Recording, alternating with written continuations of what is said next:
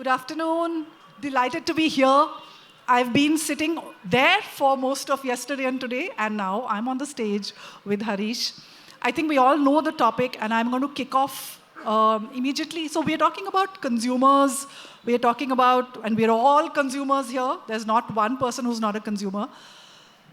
We're talking about the deeper impact of what we consume, how we consume, and what impact that has on the entire economy, right? So I think you may have read something that consumption is slowing down. You know, when we reduce our consumption, it's a macroeconomic problem for the country because you want people to consume more so that GDP grows.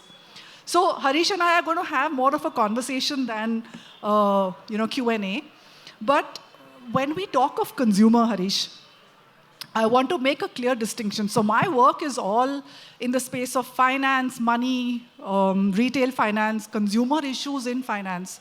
I want to make a clear distinction between consumers of financial products and consumers of other goods and services, which is, it could be a service like a mobile phone, it could be airline ticket, it could be a soda, it could be a pizza, whatever. But financial products are invisible. Right? We don't see them. They are described to us by the person selling, by the brochures, by the information. That image is created in our minds. The moment of truth of this water or this tea is now. The moment of truth of a pension product is 40 years later, right? So it is in the description of the product that it is created in our minds, and then we don't know how it is going to be till we come at the end of the product cycle. Yeah. There are a whole lot of issues which are different in financial products as a consumer, which we face. So I'm going to just remove financial products from this equation, and Harish and I are talking more of our consumption in our day-to-day lives. So if you do have a question on the financial part, you park it till the end. We will definitely come to that. But coming to us as consumers, and we are really important, okay? All of us, we are extremely important for the country. We're disaggregated, we don't have a voice. But if we stop to consume, it makes the finance minister, the government, everybody sit up and say, why are people not consuming? So consumption is good. Harish, what are we seeing as trends? What are the big trends right now? First I want to say, Monika, what you said right now, that financial products are different from other consumer products like biscuits or tea or coffee or toothpaste or, airline services is absolutely right. Most consumer products, you get instant gratification. Right. You eat a biscuit now, you drink water now, you take a flight now, or you get it a little bit into the future. But financial products, you get it over a long, long period of time. In fact, if you take life insurance, the gratification is what your family gets rather than what you get. So it may even go on to the next generation or your family. But leaving that aside for the moment, Monika, let's look at consumer trends across the country today. And for me, one big trend which has come of age this year is really what is called quick commerce. Quick commerce is all about getting delivery of what you want in 10 minutes. I just want to, Monika, ask, we have a couple of hundred people here. I just want to ask, how many of you have ever bought anything from a quick commerce platform? From Zepto, Blinkit, Big Basket Now, all these places. I can see virtually every hand up. There are a few hands not up there. I will ask them why they have not. But we'll come to that later. But I want to ask a question, and I hope there are mics here for the audience. Can you just put up your hands, and Monika will choose who should answer. What is the most expensive item you have bought on a quick commerce platform? Let's hear that. Any of you can tell me. I can. There's one hand up there at the back. Yes. There. That's right. Yeah. Please stand up. You'll get a mic. What is the most expensive item you have bought on a quick commerce platform? A camera. You bought a camera. Worth how much? Worth about 70K. Worth 70,000. Why did you buy it? Why would you buy? So I buy groceries, and I will discuss why I buy groceries all the time on quick commerce. Camera worth 70,000, Monika? Why would you buy a camera on quick commerce? Wouldn't you want to go and see it first, or you've done the research? Yeah, I actually visited a couple of stores did some research, got the best price. I also had my money at back then. So I thought, why not get that camera and start clicking immediately? So it's instant gratification. Yeah. Okay. So, thank you. Great. I hope you get very good pictures with that camera. Yeah, I do. And I'm hope, still- hope it reached you as a camera and not a bar of soap or something. Absolutely. Yeah. So I just want to tell you that, there is a lot of debate around quick commerce. So Yes. you've picked the Yeah. one thing right now, which everyone is talking about, which Yeah. is quick commerce and the impact it has had. Yeah. So, Yeah. so Monika, I'm a little befuddled sometimes. Why do all of us want stuff in 10 minutes? 4 years back, we were not wanting all this stuff in 10 minutes. 4 years back, would you have bought a camera in 10 minutes? But I want to ask you, what's your experience with quick commerce been? Why have you gone into using quick commerce? So, we've all had this kirana, you call up Garg store and Chotu will come with maybe 2 hours later, or if you're well organized for most of the things you buy once a month. But I run a complicated household. My father's almost 89, my mom-in-law is 85. There is a house to look after, there is everything. So so the meals have to be on time, right? So if you wake up in the morning and realize bread and eggs is not there, the fact that I can get it in 10 minutes has changed my life. Okay? So for me, it's a lifeline. So I'm organized. Stuff will come, groceries will come once a month. But there are these things you buy every day. Sometimes you see it has run out. There's been some supply chain mismanagement of the operation that I run. You're now But- talking corporate stuff, Oh supply God, chain management. Try Yeah, managing my house. Okay. So, I cannot imagine my life without it. That's why I use it. But I am surprised to hear cameras and whatever. But how many of you agree with Monika out here that the quick commerce platforms are a lifeline for you? Wow, 100%. Monika, that's all votes in your favor now. I think it's anybody who runs a household will So, feel my pain. so there's a subtext here. You're telling me that I am not doing one. Absolutely. So my wife's in the audience. I wonder what she'll agree Her with you hand was probably. up. Yeah. But I want to say, Monika, that's groceries. Okay, that's tea and coffee and toothpaste and whatever you need on the spot. But I spoke to, for instance, one of the big quick commerce platforms is Big Basket now, and I asked them, why are so many people buying on and what are they buying? And I was really surprised to hear the answer. That's why this is taking off so much, not just because of grocery.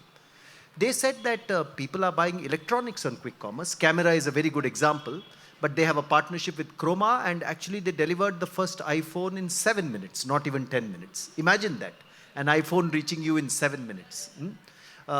They said that on Dhanteras, 20,000 people bought gold coins and silver coins, through Tanishq on Big Basket now. Imagine that. So many gold and silver coins selling. it's a clear shift in the It's a clear consumer shift from behavior. grocery to Yeah. non-grocery. Right. And I often wonder, why are non-grocery products becoming so sought after on quick commerce? Any answers from the audience? Why would you buy non-grocery Can we products? have a mic there? Yeah. Yes. Because this is really puzzling, Monika, and I think it's growing by leaps and bounds every day. Yeah. So one, Yeah, we can hear you. And talk non-grocery at the moment. yeah, non-grocery. Yeah. In fact, to talk to what that gentleman also said, I think there is a trend which is more omni-channel in terms of buying when it comes to especially higher value products. So you do your research in one channel, you look at it in another channel, and then you finally buy it at where you get it at the lowest cost, right? And therefore that ends, typically given the kind of discounts and offers being run by these channels, especially for these high value products, it makes sense to buy it over there after you've done all your research, etc., through other omni channels. So I don't think it is becoming, it's about other channels becoming redundant. It's about working together, and the end, which is the final purchase, is happening through. This is one sort of explanation. So that's interesting. But when we talk about channels, there is one channel which is hurting. There is one, we'll just come to you in a minute. So there is one channel which is hurting in this whole thing, which is the Kirana stores. So there is some data which says that over 2 lakh Kirana stores have shut shop in the last 1 year. How many $1 billion worth of business has shifted? Now, I want to broaden this debate and say that each of us, we have three avatars inside of us. At the same time, I'm a consumer, I'm a worker, and I'm an investor. And sometimes these interests are fighting with each other. What is good for me as a consumer, low prices, quick gratification, may not be good for me if I am the worker. I may be a worker in a kirana store. I may be owning a kirana store. I may be somebody who has invested in a kirana store. It may not be good for me. What is good for me as an investor, which is profits, high profits, may not be good for me as an employee because it could squeeze wages. It may not be good for me because the company may raise prices. So there is a tension now in the room because we have all benefited with quick commerce, but there is a part of the economy hurting. How would you address that? Yeah, so this is a very, very relevant point. I've seen the lady there who has her hand up. We'll come to you in a moment. But it's a very relevant point. You know, kirana stores have serviced us for generations. And they're all made up of small businessmen who are running their respective kirana stores. Kirana stores also have quick delivery to homes. I remember certainly my home getting quick, but Harish, there are points of friction. Right, I will call up, Hanji, kya chahiye? Then the guy will write down, biscuit? Kaun sa? वो नहीं है अच्छा अभी वो busy है छोटू आएगा 2 घंटे में आएगा you know so the friction was too much. So I think, Monika, one thing that will definitely happen is that kirana stores themselves will get more efficient because they have to deal with this challenge. You know, whenever there's a newcomer coming into the market, and it's putting pressure on the established players will have to get more efficient. They will have to bring in new systems and new processes to make sure that they service, because consumer needs are not changing. Let's look at what quick commerce is doing to us. What quick commerce is doing to us is, because I can order tomato ketchup at the last moment and get it within 10 minutes, I'm going to become more and more unplanned in my ordering of tomato ketchup. I'm going to say, chalo, I don't need to check whether it's there or not. 10 minutes mein to aa jayega. So I'm going to take that kind of an approach. Once you get more unplanned, and you have all these quick commerce channels anyway wanting to service you, you'll start becoming more and more unplanned. That's the law of the world in physics. No, we kind of tend to go into entropy. And a system which goes into entropy, to bring it back into, systemic equilibrium is a little difficult. So I'm going to it's actually, a kind of flywheel which goes faster and faster. I'm going to play the auntie and say, for a certain generation, our habits are so ingrained of planning that we will use it only for that emergency. But the new generation which is growing up on quick commerce, possibly they will have far more unplanned lives than we who have habitually done groceries once a month. Yeah. So Monika, I don't want to be, what shall I say? I don't want to be leaning heavily towards my generation, though I would like to. I fully understand, I'm not making a value judgment on whether it's good to be planned or unplanned. There are pros and cons, but what you're saying is right. There will be a generation which grows up with quick commerce, just like there was a generation which grew up with e-commerce, and there was a generation before that grew up with modern trade, and a generation before that grew up with only kiranas. And this quick commerce native generation is going to become more and more unplanned in their habits, which is going to, the flywheel of quick commerce is going to increase. But would you mind, Monika, if we just requested that lady to say why she uses non-grocery quick commerce? She's been waiting for a while now. Yeah. Thank you so much. Actually, it was an accident in a sense, right? So I needed to get a webcam because I was taking a competitive exam, and am I audible? You are audible. Okay. So we actually went down to the stores in Indranagar. We went to like a Chroma. We went to a couple of those electronic store shops, and I couldn't find the webcam that I needed. Then just by luck, I looked at Blinkit, and they had it, and they were going to deliver it in 10 minutes, and it was also cheaper than what I could find on Amazon. So that's really how it happened. And this is something when at a time when we were actively not persuading each other from buying from these quick commerce, because it is almost happening very automatically, right? We were actively stopping ourselves from buying, and somehow it still crept in. This was my experience. So it's just this whole efficiency. Look, we cannot... On a lighter note, Monika, there's something about cameras and quick commerce. We have had two answers from the audience, and one is a regular camera, one is a web camera. I'm wondering what the next one will be. Yeah, so we'll come to that.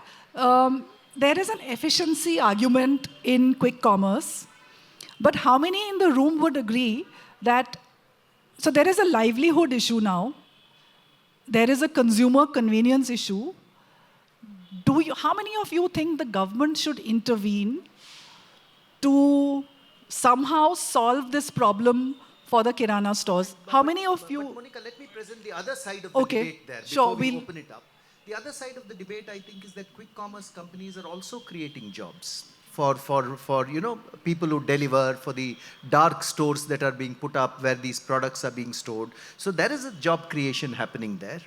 I would also hold that, one of the reasons quick commerce is growing is because India is urban India is such a densely packed place. So it's easy to deliver stuff in 10 minutes. Imagining delivering in 10 minutes in Australia or New Zealand. Yeah. Correct. No, So I but hear, it's a I good hear question. all the arguments, and I am a user myself. So I am clearly on the side of the debate of saying that, one, you can't put the technology genie back in the bottle. The answer to technology is more technology. But now I'm slightly taking a little bit of a segue and saying, so look, we have moved from socialism to basically market-driven economy, okay? That shift has happened. So we are a growth plus redistribution state, okay? So we're all taxed, and that is redistributed. But there is a role of government in free markets through a regulator, okay? So in a socialist economy, it is the government who fixes everything from interest rates to prices to quotas. In a free market, there is a role of a regulator. And I will speak from the financial sector side, that's what regulators do. How many in the room would think that this is a situation where the government needs to intervene? So should the government intervene in this story? You think so? Anyone else who thinks so? Should the government intervene? Would anyone like to give an idea of how you think the government would like? The gentleman with the hat, can we have a mic? How would the government intervene? Remember, we are now a free market economy. We like markets. Profits are good. But today we have a livelihood issue. Hello. Yeah, see, actually, I worked for almost 12 years in Wall Street. So I worked in algorithm. What you are seeing now is the tip of the iceberg. In 10 years, when AI picks up, you have no idea what is going to happen. See, the important point is now there is a match of the algorithms with psychology. No. So my question is that, is there an idea of government intervention, in your opinion? Yeah, that is what I'm getting into. The issue is, it is very deep-rooted. A lot of people don't realize, because let's take the case of a big player like Amazon, right? They have invested heavily in understanding the psychology of the consumers, right? Now, obviously, you have to have a regulatory mechanism to kind of, control it. Otherwise, with AI, all this Kirana store will vanish. Nobody would be there. It's impossible to Right. So compete. just to counter that point, so have the horse-driven carriages. Okay, so it might sound a little harsh when I say it to somebody who works in the Kirana business, but there is a trajectory of progress which you cannot turn back. And it looks to me that we are on that road. And just to complete this regulatory part, the way that I see it is that we have something called the Competition Commission of India, whose job it is to understand that if there's a monopoly, to deal with it. We don't want monopolies, we don't want duopolies, because what will happen is once a certain number of the shops, Kirana shops, are shut down, that is the time they start charging for delivery, and those charges can become whatever, spike charges, they can collaborate with each other. So there is a regulatory mechanism which sits with the Competition Commission. We'll have to let this story play out for the commission to step in. So Monika, I want to put a very clear consumer lens on this, okay? I'm not very good at thinking about economics and regulation, but I've been in the consumer economy my whole life. And my view is a very simple view, driven by, the same argument of horse carriage and motor car.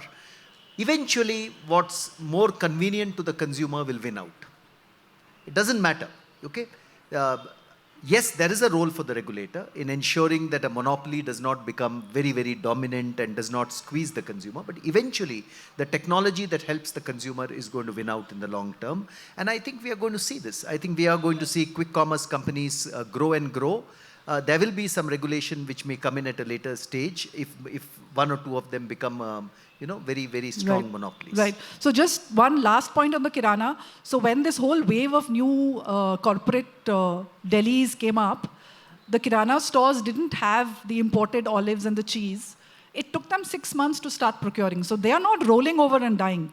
Okay, so there is, see, they are there to do business. If not this, they will do something else. And, no one is rolling over and finishing. And Monica, I have seen over 4 decades of my career, the ingenuity of the small Indian business person is huge and will Right. play out here as well. Right. But it's a way It's to... a painful, and I've seen this in the financial markets. This when computerization happened, the sub brokers, they hurt, they went away. Brokerages went down from 5% of a trade to 0. Okay, so there's been a whole change in the last 20 years in the financial markets. But I want to come to your second point. We discussed this. Yeah. So the second change that you have seen. Yeah, so the second big change that I'm seeing in the Indian consumer economy is what I would like to call premiumization. Let me explain this. I am not meaning by premiumization that millions of Indian consumers are moving towards buying luxury products like, Bulgari or Cartier or, Don't waste your money. I'm not for one suggesting that. Those of you who want to buy them, welcome, but that's not my point. My point is that every segment and in every product category, people are aspiring to buy better products in better shopping environments, better convenience. Let me give you an example. Lots and lots of us have bought our t-shirts and our garments from fashion streets. I live in Jayanagar and Basavangudi. Delhi, it was There are- Janpath. Delhi is Janpath, Karol Bagh as well, possibly. More Janpath. More Janpath. Yeah. So we walk those, and I've lived in Bombay for a long part of my life. You have many such places in Khar and Bandra Linking and Road, Linking Road. Bandra, yeah. So we used to buy our garments, some parts of them at least, from Fashion Street. Today, those same consumers want to buy in a very good shopping environment, with transparent pricing, with good quality product, in an air-conditioned environment, which is why garment stores who offer that and who also offer very good value are becoming very popular. That's one kind of premiumization. Second, look at the roads of Bangalore, and look at the roads of Bangalore as they were 10 years back. Look at how many small cars have suddenly magically transformed into SUVs, larger cars on the road. Do you remember the days when you used to have a Maruti 800 on the road? Okay, or what you used to call the small compact car, not just The Maruti, Alto. but Maruti and Tata and Hyundai The and 800 all. Alto, Alto, yeah. yeah. So people have again premiumized from buying those small cars now to buying SUVs, which they think is their method of premiumization. Look at consumer products. If you look at just sheer biscuits for a moment, because all of us tend to eat biscuits sometime or the other. People want much better packaging now. People are looking for biscuits which are also healthy, which are not just, sugar and taste alone, which have fiber and health into them. And they're willing to pay a little more for it, 10%, 15% more to get that kind of a biscuit. So that's what I mean by premiumization, that at every level of the market, people's aspirations are going up. And why is that happening? That trend is happening, Monika, because in India, there is an affluent segment, there is an upper middle class segment, there is a middle class segment, then there are people who are on subsistence, and then there are people who are below the poverty line. Okay, let's say broadly, this is how the income pyramid of India pans out. A large number of households are moving from being middle class to being upper middle class. In other words, from just being able to make two ends meet, they now have a little more income that they can spend in a discretionary manner. And that discretionary income is, at the same time, they're watching Netflix every day. They're watching Amazon Prime every day. You want that lifestyle. Yep. You want that lifestyle. Your lifestyle is no longer what you wanted, years or decades back. So that is also influencing you. And the third thing which is influencing you is they become accessible. Today you can buy anything using e-commerce. 10 minutes, 7 10 minutes. minutes, yeah, 10 minutes or 7 minutes. So you don't really have to take your vehicle or an auto rickshaw and go somewhere to buy. It's available at your doorstep within 7 to 10 minutes. So this combination of, increased affluence with accessibility, as well as, media habits, and you're being influenced by the world at large, I think is leading to this trend of premiumization in virtually every consumer segment of the market. And, it doesn't, so we are of a certain socio-economic segment, and we are all understanding premiumization in that way. But I'll give you a larger macroeconomic perspective.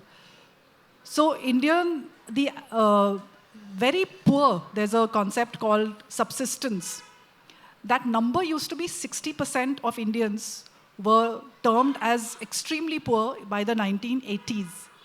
That number is between 3 and 9% today, okay, depending on whose study you pick up. Latest data I saw, it is 3%, okay, down from 60 in the 1980s. Now, whoever has escaped this being extremely poor has obviously moved up. They have not disappeared from the face of the earth, so they've become not poor. The not poor have become slightly higher, lower income. So we have seen this population push up. So India is no longer a poor country as defined by World Bank, but a low middle income country. That's a huge change. And look, it's showing up in the way we consume things. If you look at Monika, proteins, yeah. so if you look at the protein consumption, if you look at the fruits and vegetable consumption, Yeah. those numbers are up in double, triple digits. So we are seeing consumption change in so many ways across the board. So it isn't as if Janpath, Linking Road, whatever, they are not empty. They are still filled with shoppers. Yeah. Who are these people? The people who were just on 2 meals a day. They are now doing better. So Monika, there is some talk that there's been a slowdown in the Indian consumer economy. That's right. Is that a trend? The question I want to ask you is, what you're talking about the middle class becoming upper middle, the people on subsistence becoming middle class. Do you think that's a secular trend which is going to keep growing and growing, or is this slowdown something which is there for the medium term? I think from whatever I have understood, that in the worst of times, India managed to grow. Now with, 20, 30 years of reforms behind us, I think the secular trend is upward. But there is a slowdown right now. So this is the third trend that I want to speak about. The third trend I want to speak about is the market opportunity in India is huge. Okay, we are a country of 1.4 billion people. And out of those 1.4 billion people, just imagine 60% going down to 9%, the numbers which are involved in that. Or just imagine even 5% middle class becoming upper middle class. Then 5% of 1.4 billion is huge if you look at the numbers. So India is on an inexorable growth and affluence path. There may be slowdowns in a few months in some years, and that may come back to faster growth in a few years. But eventually, whether the Indian GDP grows at 5% or 6% or 8%, the number of households moving from one level to the other is going to increase year to year.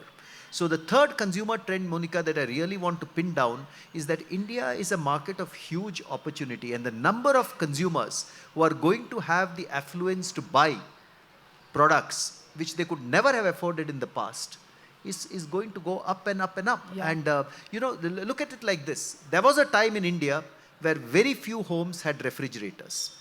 But by about 20, 25 years back, virtually every Indian home had at least a refrigerator in place. And there's a trend that we see that the people Indian urban who home, work in our homes as domestic helpers, I think I can speak for all of us. Yeah. They all have a fridge, Yeah. they have a washing machine, they have an air conditioner. Yeah. These are not things, I didn't grow up with either a washing machine or air conditioner, and my father was a university professor, okay? Yeah. So these were not things that middle class families had. Yeah. So we are seeing it change in our lifetimes as to the kind of goods that the people who are working in our homes are able to afford. Yeah, so we are talking here in Bangalore, which has one of the best weather conditions in India. I don't want to go into debates on whether it's changed, not. We can get into that. But I just want to ask you, all of you live here in Bangalore. If you were in Bangalore 10 years back, how many of you had air conditioners in your house 10 years back? I can see one hand right at the back, so congratulations to that person. I can't see them. And how many of you have air conditioners in your homes today? Wow. That's a huge increase, okay? And that increase is just going to keep going up and up and up as we move forward. That's right. Absolutely. And it's going to be driven by other elements like climate change and everything else which is happening. Right. So just one small caveat. I cannot remove my financial hat. Consumption is good. We are encouraging it. Don't buy on debt. Don't take loans which are bad loans, which are pure consumption loans. Try and buy when you can afford it. Okay, so don't get into a cycle of debt.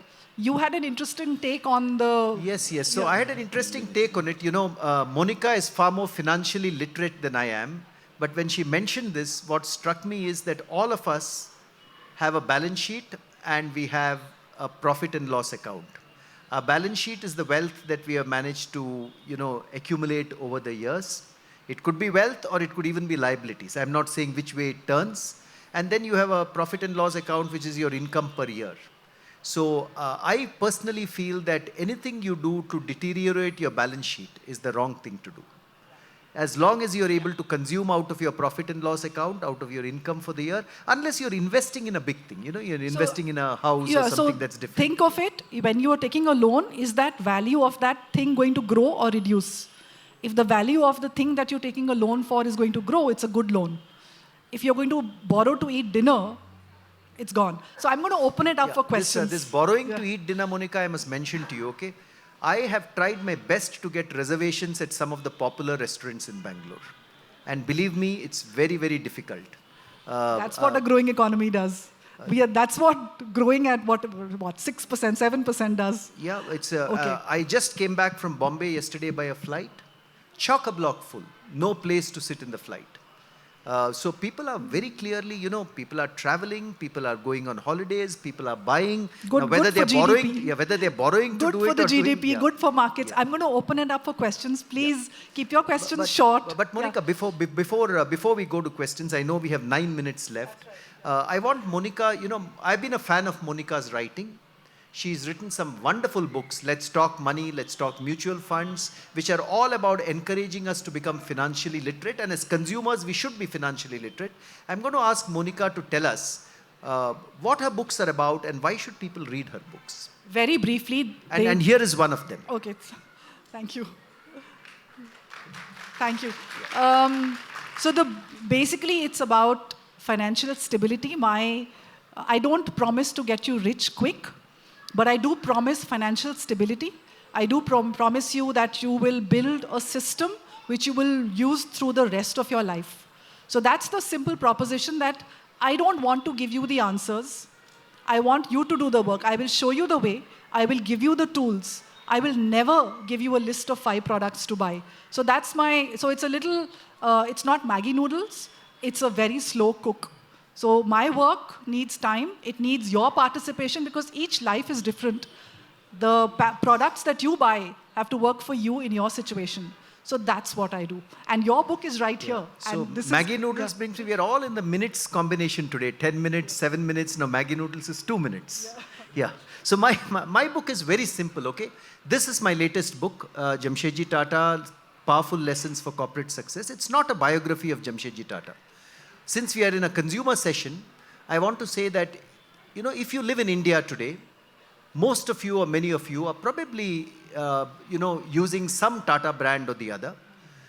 700 million plus Indians use some Tata product or service in their lives. This book discusses what are the essential ideas of Jamshedji Tata, the founder of the Tata Group, which have powered the growth of the Tata Group now for 156 years and made Tata the most powerful brand in India, the only Indian origin brand which is amongst the top 100 in the world. What are those ideas? What is the secret sauce which has gone into the making and nurturing of the Tata Group?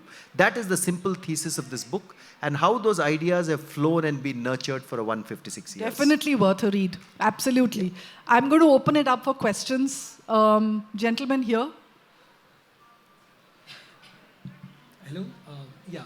So there is a slowdown, which we have said earlier. That there is a slowdown. So how much can be attributed with the changing consumer trends? For example, what we have done is like all the HULs and everybody is saying that there is a slowdown in consumer, and like previously DMart and everything, everybody is saying that there is a slowdown, and then it came late to realize that okay, it is happening because of the quick commerce. So is that can be attributed to the changing consumer preferences right now, or how much can it this slowdown be attributed? So to can that? I take your can I try to answer that? I don't think quick commerce is responsible for the consumer slowdown. I thought it will actually go up. Yeah. Actually, quick commerce is just moving from one channel to another channel. You know, buying from kiranas, you're now buying from quick commerce. So it's not a slowdown. The current slowdown of growth in GDP and of consumption in urban India. Rural India is not going through a slowdown now, but urban India, yes, of course, there are companies which have reported a slowdown. One is, I think, Monika, it's because of real wages falling. And real wages are falling because inflation has gone up. And inflation has gone up, primarily food inflation. You know, the costs of vegetables and fruits have gone up. And that is one reason for the temporary slowdown. But I think, Monika, we will get past that very quickly. I think so too. I think we are on a secular increase in terms of GDP, consumption, all of that. I see your hand at the back, over here. Yes.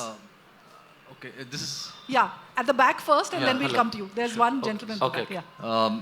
To your question regarding what is the government doing about it? Recently, I've been reading about ONDC and as a competition, you know, let's say balancer.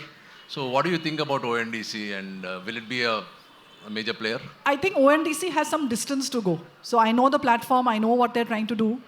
But if as a consumer, I have to know the, if it doesn't come onto my mobile, then it's of no use.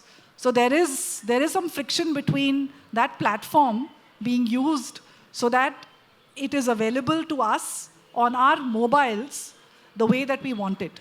So the platform is good. I think that attempt is being made. But I think there's some distance there. Okay, here, you had the mic, yeah. My name is Manjunath. My question is that what's your thought on opening up alcohol beverages into quick commerce? Because I think it can change the whole perspective of the revenue, profit, and all which we are speaking. Because somebody might eat only one biscuit or two biscuits, but in alcohol, if you want. That's it, simple. So you know, your thoughts, leaving apart the morality part of it. It's a very, very thought-provoking question to begin with. I also I don't know how high the demand for alcohol would go if it's opened up.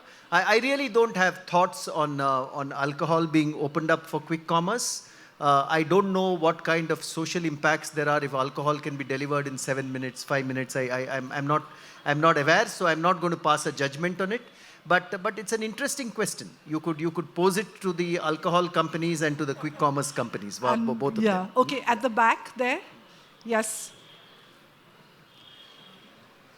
Monika, we have just 2 minutes to go. Yeah. Good evening, So one ma'am, maybe sir. last question. Great discussion. Thank you. I'm really happy to be a part of it. My question is on exclusion. So if we talk about quick commerce taking over and then the kirana stores facing a problem, will it exclude a large population of people with that entire thing?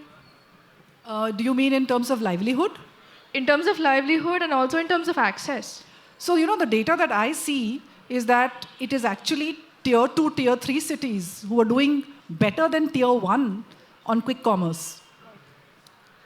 And the local kirana, maybe in the villages and the other towns, they are still there. But I don't think access is a problem. Everybody has a smartphone. There is unemployed people everywhere. So they become the people who will come and deliver. So I don't think that exclusion is really an issue because of the way that, one, the internet has worked and the smartphones have reached. Right? So maybe one last question. Thank you. Yeah, at the back there. Yeah. There. Yes.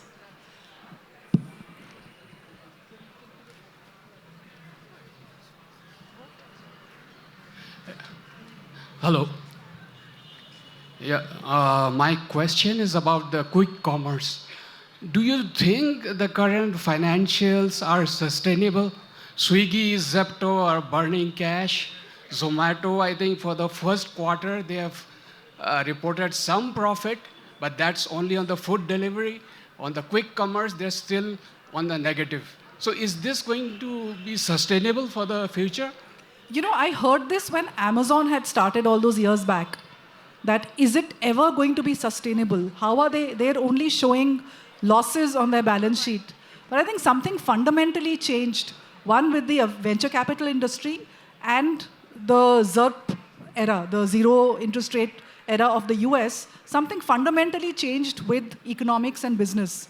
So the idea probably is to gather market share, kill off the competition, and then start earning profits. So they have the runway, they have the capital to burn before they can start making profits. And when the profits come, they are huge.